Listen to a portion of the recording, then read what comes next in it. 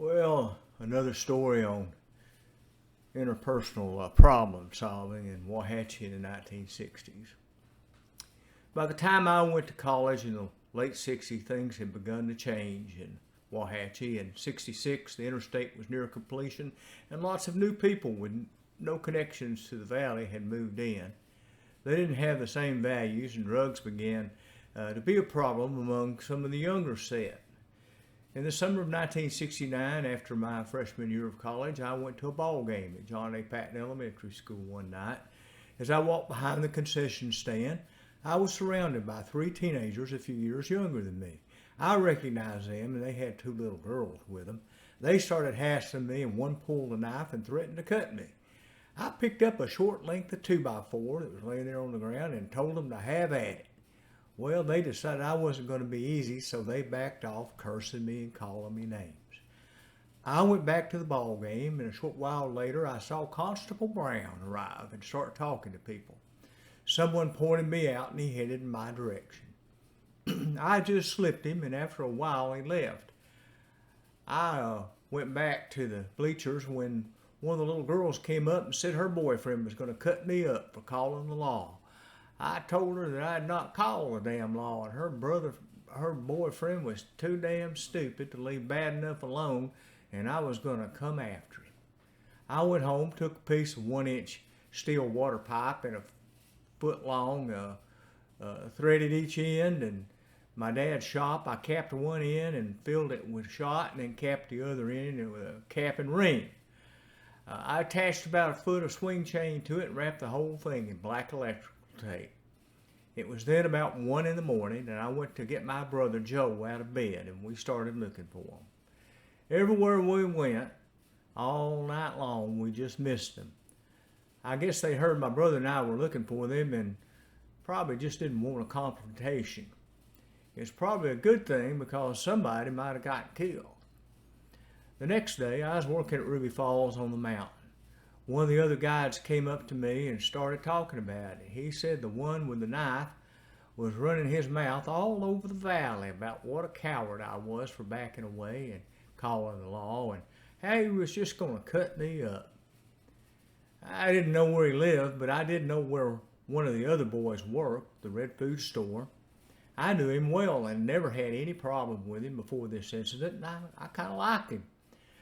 But I got more and more angry as I thought about it, and at lunch I jumped in my car and drove down the mountain to the grocery. I walked in, and he was by himself in one of the aisles putting up stock. I walked up to the cart and picked up a number 10 can of peaches, tapping it in my hand. I asked what he thought was going on. He just looked at the floor sheepishly, and I asked him if we had a problem, and he said no and that he was sorry. I told him if we do have a problem, I'm going to bury this can of peaches in your head. If not, we could shake hands and all this never happened. He said, no problem. I put the can down and shook his hand. I asked where the guy lived who had the knife and was running his mouth. He told me he lived in the lower end of the valley. I told him to tell the other two I had no use for them, and that if I hadn't had a relationship with him and liked him, I would have whipped him too. And to further tell them my brother and I would be looking for them, and they better get ready. They wouldn't need the law. They'd need an ambulance. A couple of days later, I was driving down Browns Ferry in the lower end when I passed Knife Boy, walking in the opposite direction. I went around the block and slammed on my brakes, sliding sideways across the road about 150 feet in front of him. I stepped out of the car, standing behind the door with my body hiding the pipe and chain. I said, I think you know who I am and why I'm here. He said yes and started cursing and calling me names. Picking up his pace, he pulled his knife and headed toward me. As he did, I stepped from behind the door.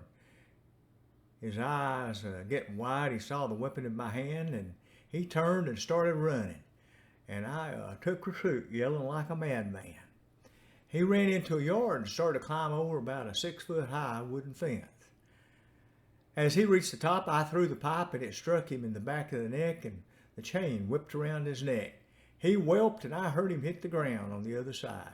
Oomph! I jumped the fence and he was scrambling to recover his knife. As he reached for it, I came down on his wrist with a popping chain. It crunched loudly, clearly broken. He proceeded to scream and yell, continuing to threaten me, so I decided to put an end to it once and for all, proceeding to stomp the stuffing out of him. It's a good thing that somebody came to the door with a shotgun and began yelling that he was going to shoot us if we didn't pipe him down and get the hell out of his yard. I jumped the fence and got back in my car and left. I later learned that that was his uncle's house, and I was lucky it was dusk and he couldn't see me clearly enough to shoot me. 2 months after the fight, my brother Joe and I were walking down the midway at the county fair when coming toward us was the third guy. He saw us and went white, immediately cutting between two tents to avoid us. Shortly after that, he left the valley and stayed away for a couple of years. I did not see Knife Boy for several years until I stopped at the KO gas station one afternoon and he came out to pump my gas. I thought, oh boy, what's going to happen now? But he didn't say anything and neither did I. I just paid him and left. His older brother had told me shortly after the fight that he was glad it was over and that he was glad that I had kicked his brother's ass because he needed to cut the crap out and someone else might have killed him. I guess that was right. I wasn't a tough guy or very big or mean. I tried to avoid fights, but I knew I had to deal with this or my life in the valley would be miserable, as well as the life of my siblings. You know, God took care of me that day because I didn't kill anyone and nothing else ever came of it. Thank you for staying to the end of this story. Talk to you later.